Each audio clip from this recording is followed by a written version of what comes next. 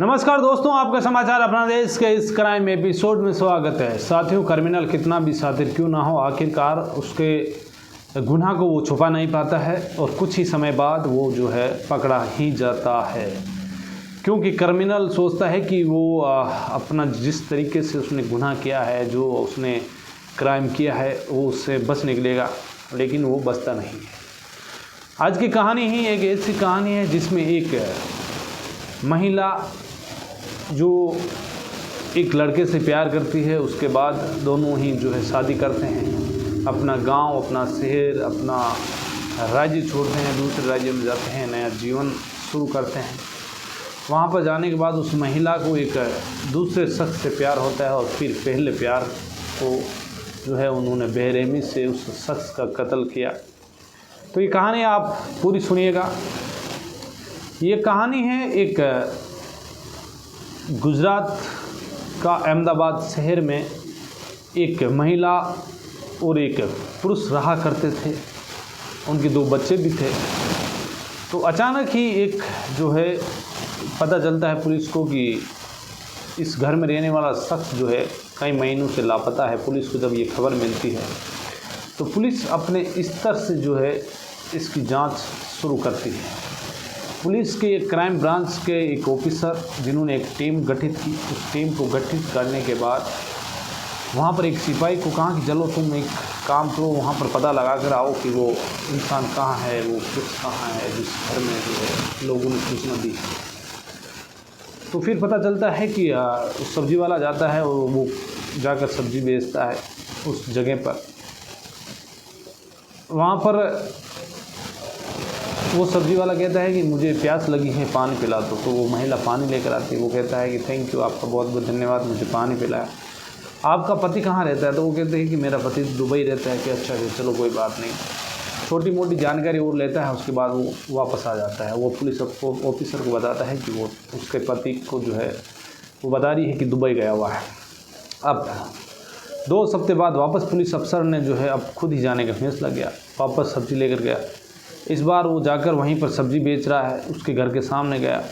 वो महिला सब्ज़ी लेने आई तो बोला कि मैडम आप बहुत अच्छे हो, आप कभी सब्ज़ी के मोल भाव नहीं करते हो। ये बात सुनकर वो बड़ी खुश हुई। तो फिर बातों बातों में उसने पूछा कि आपके पति कहाँ हैं? तो वो बताती है कि मेरे पति तो जो है अपने राज्य बिहार का एक जो सिवान ज़िला है, वहाँ पर एक रामपुर गाँव है, वहाँ गए हुए हैं। पुलिस को जब ये पता लगा तो इसके बाद पुलिस ऑफिसर क्राइम ब्रांच के जो ऑफिसर थे आए, उन्होंने वापस आकर ये पता लगाया कि चलो एक टीम जो है इसी रामपुर गांव में भेजते हैं।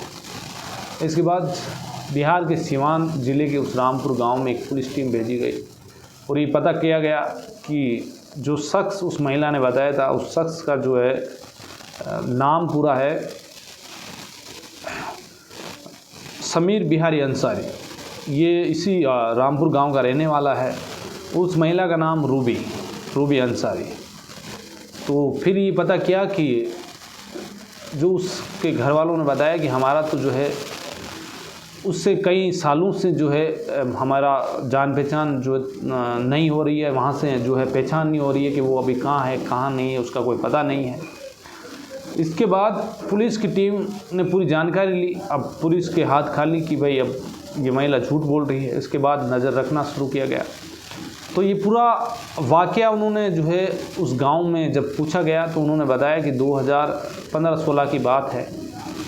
ये रूबी जो है उसके पड़ोस में ही रहा करती थी इस समीर जो है बिहारी अंसारी के। इन दोनों के बीच जो है प्यार हो गया। जब ये दोस्ती लंबी समय तक चली तो इन्होंने फैसला किया कि हम शादी करेंगे। इसके बाद समीर बिहारी अंसारी और रूबी ने जो है अपने घर वालों को बताया इस बात को लेकर। तो घर वालों ने साफ मना कर दिया कि नहीं, हम ये शादी नहीं करा सकते हैं, हमारी मर्ज़ी से जो शादी होगी वहीं होगी। अब दोनों ने जो है ये फैसला किया कि हमें जो है शादी करनी ही है और कहीं दूर जाकर रहना है। तो इसके बाद समीर बिहारी अंसारी है वो रूबी को लेकर वहाँ से करीब 1600 किलोमीटर से ज़्यादा दूर गुजरात के अहमदाबाद पहुँचता है। यहाँ पहुँचने के बाद ये दोनों आराम से अपनी ज़िंदगी गुजार रहे हैं हंसी खुशी। उस चीज़ को भूल गए कि हमने जो है अब गांव छोड़ दिया, शहर छोड़ दिया, अतीत को जो है भूल कर नई ज़िंदगी की शुरुआत। ये मिस्त्री का काम किया करता था, तो इसने गुजरात के जिस अहमदाबाद शहर में अपना एक छोटा मोटा धंधा शुरू कर दिया। इसके बाद जब पैसे आए तो इसने अपना खुद का एक छोटा सा मकान खरीदा, जिसके पास थोड़े बहुत पहले पैसे थे। अब धीरे धीरे वक्त बीत रहा है। इसके बाद मिस्त्री जो ये समीर है, मिस्त्री का काम करता है, ये सुबह निकल जाता, शाम को घर लौट के आता। इसी बीच धीरे धीरे इनके 2 बच्चे हो गए। अब बच्चे हुए तो अब ज़िंदगी में और खुशी। अब पति पत्नी अपनी ज़िंदगी में खुश, दोनों घर रह रहे हैं। अचानक ही वक्त आता है करीब 2024 का, तो पत्नी को लेकर एक पड़ोसन थी, उसने कहा कि समीर तुम जब काम पर चले जाते हो तो एक लड़का तुम्हारे घर पर रोज़ डेली आता है। अब मैं नहीं जानती वो लड़का कौन है, किस लिए आता है। तो ये जाकर उस महिला से जब समीर पूछता है, एक बार तो उसने सोचा कि हो सकता है कि हमारे रिश्ते में ये दरार डालना चाह रही है, लड़ाई कराना चाह रही है।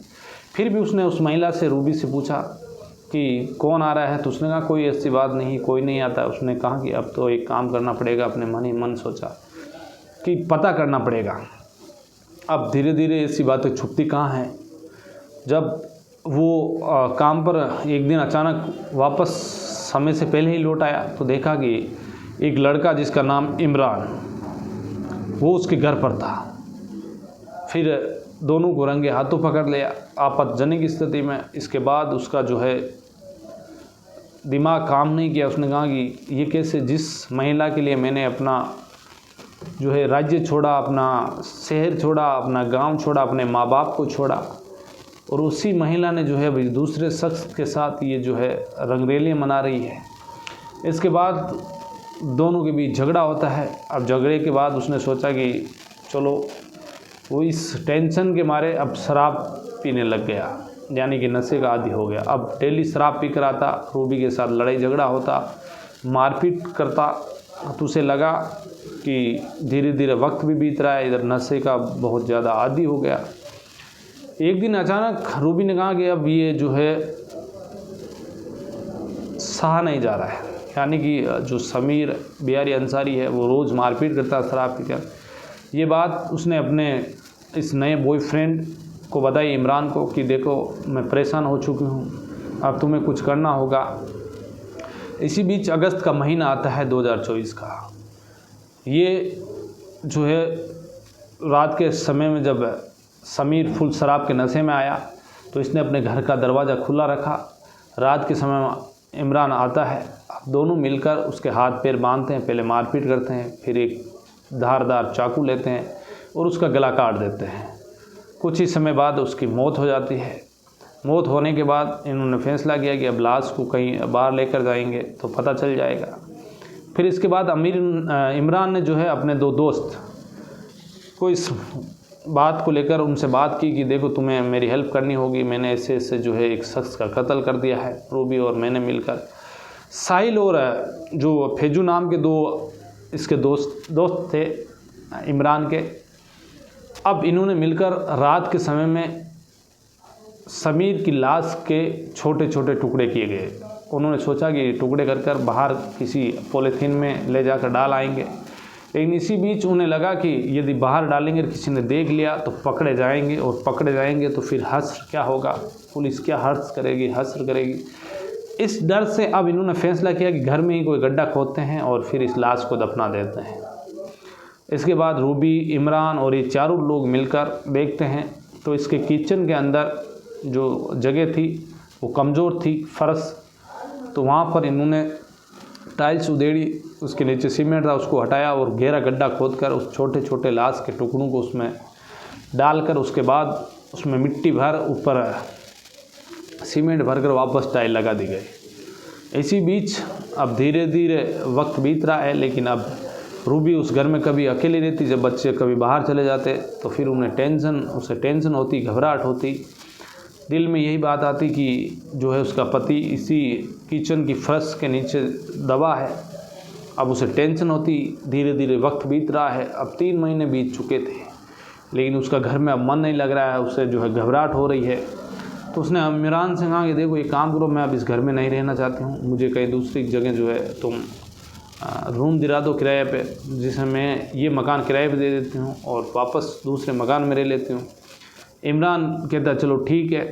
तो ये दूसरे किसी शख्स को किराए पर दे दिया मकान और इसने जो है कहीं दूसरी जगह रूम ले लिया।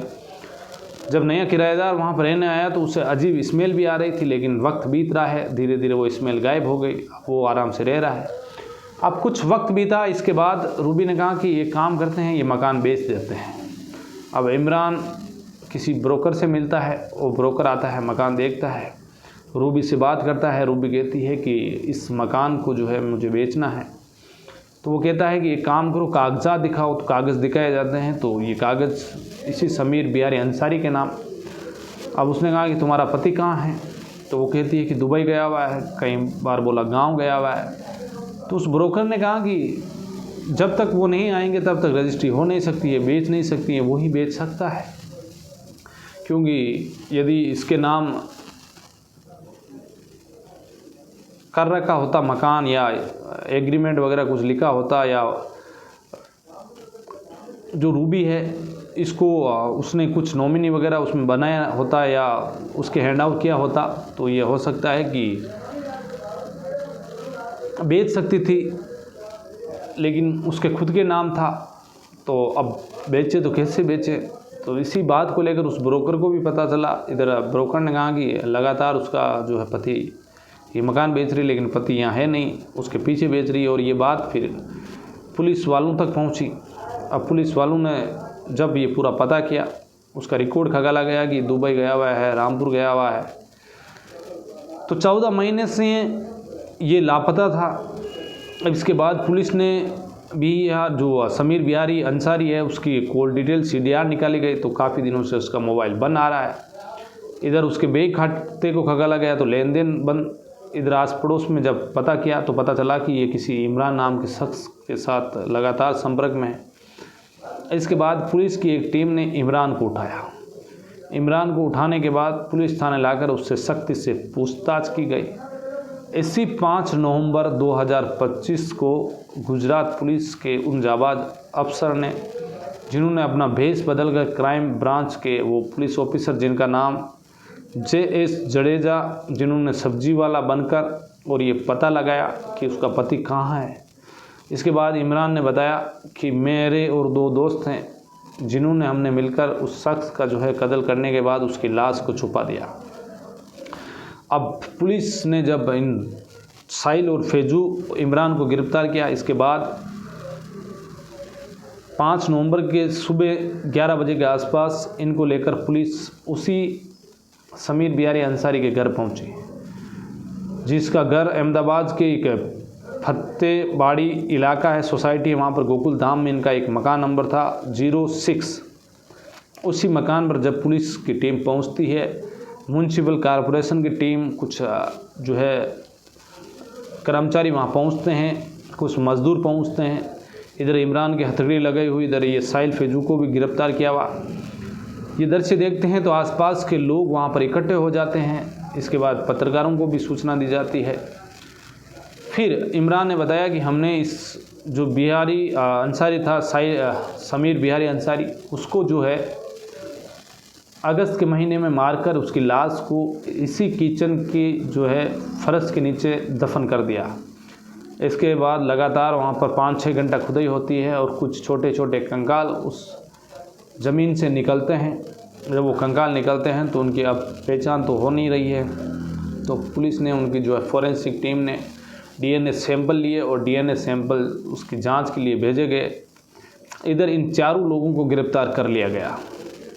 यानी कि अब 2 बच्चे यदि 6 साल से कम उम्र के हैं तो वो क्या इसके साथ जेल में रहेंगे। इसके बाद बच्चों को जो है कौन रखेगा, ये सबसे बड़ी बात, क्योंकि इन्होंने अपना गांव शहर तो 2015-16 में छोड़ दिया, अपने घर वालों से रिश्ता तोड़ लिया। लेकिन उन बच्चों का क्या कसूर था जिन्होंने अपने एक बाप को खोया, एक इस कलयुगी माँ की वजह से, जिन्होंने दूसरे शख्स से प्यार कर लिया, जिसके उन बच्चों के पिता ने इसको अच्छे से प्यार किया, परवरिश की, उसके लिए मकान बनाया उसके लिए दिन भर वो मज़दूरी करता, मिस्त्री का काम करता कि उसके अच्छे जो है बच्चे आगे पढ़कर अच्छे नागरिक बने देश के। लेकिन इस महिला ने तो पूरा घर ही उजाड़ दिया। यानी कि एक प्यार के चक्कर में पहले उस समीर अंसारी से प्यार किया जिसने अपने घर को छोड़ा। उसके बाद इन्होंने जो है अपने ही पति की बेरहमी से हत्या की, घर छोड़ा। तो इस कहानी को सुनने के बाद मेरे दिल में भी एक बड़ी ठेस पहुंची कि कैसे कैसे लोग हैं, कैसे कैसे इंसान हैं जो अपनों का ही अपने द्वारा कत्ल कर दिया जाता है। देश भर में ऐसी कई और भी घटनाएं हुई थी। इंदौर में, उत्तर प्रदेश में सोनम का मामला ले लो, जिस तरीके से सोनम ने अपने पति की हत्या की शादी के कुछ ही दिन बाद। तो एक तरह से आज के इस युग के अंदर कैसे कैसे लोग जो है अपनी मानसिकता लेकर और कत्ल करते हैं। यदि नहीं रहना है तो उसके छोड़कर आप जा सकते हो, अपना दूसरा घर बसा सकते हो, लेकिन कत्ल करने से तो बचें। अब फ़िलहाल अब इन लोगों को जो है कोर्ट के द्वारा उम्र कैद से कम की सज़ा तो इनको मिलेगी नहीं, जिस तरीके से इन्होंने एक प्री प्लानिंग के तहत मर्डर किया। तो आज की कहानी में बस इतना ही। फिर किसी कहानी में आपसे मुलाकात होगी। हमारा उद्देश्य आपको ये कहानी सुनाना था, किसी की भावनाओं को आहत करना नहीं था, किसी का दिल दुखाना नहीं था।